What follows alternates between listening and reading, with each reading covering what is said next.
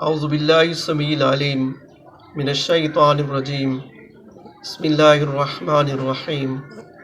عزیزان گرامی، آج کا ہمارا جو درس ہے روزے کے بارے میں کہ اگر کوئی انسان صبح کے اس لمحے میں اٹھا کہ وقت بہت تنگ ہے، اگر وہ سحری کرتا ہے تو اس پر غسل بھی واجب ہے، غسل نہیں ہو سکتا، اور اگر وہ غسل کرتا ہے تو وہ سحری نہیں کھا سکتا، تو اس کو کیا کرنا چاہیے؟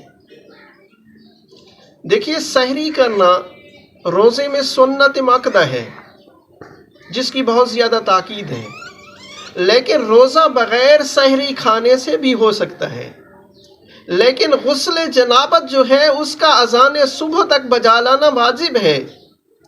اگر کوئی شخص جان بوجھ کر سحری کھاتا رہا اور اس نے غسل نہ کیا حتیٰ کہ اذان صبح آ گئی تو اس کا اس دن کا روزہ باطل ہو جائے گا، اس پہ کفارہ بھی لاگو ہوگا اور اس کی قضا بھی ہوگی۔ ہاں، ایک شخص ہے وہ عمدن تھوڑی سی دیر کرتا رہا حتیٰ کہ وقت بہت تنگ ہو گیا۔ اب اس کے پاس دو آپشن ہے کہ ایک تو جلدی سے غسل کرے، اگر غسل کا وقت نہیں ہے تو وہ جلدی سے تیمم کرے اور تیمم کر کے روزہ رکھ لے۔ اب اس کا اس دن کا روزہ جو ہے نا ٹھیک ہو جائے گا، لیکن احتیاط مستحب یہ ہے کہ اس روزے کی قضا بھی کرے۔ اسی طرح انسان ماہ مقدس کے اندر بھول جاتا ہے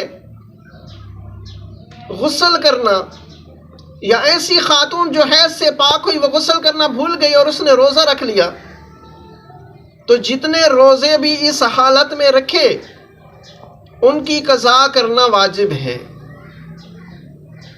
اور غسل جنابت، غسل حیض و نفاس کے علاوہ باقی اگر کوئی غسل واجب ہو جاتے ہیں تو اس سے روزے پہ کوئی اثر نہیں پڑتا۔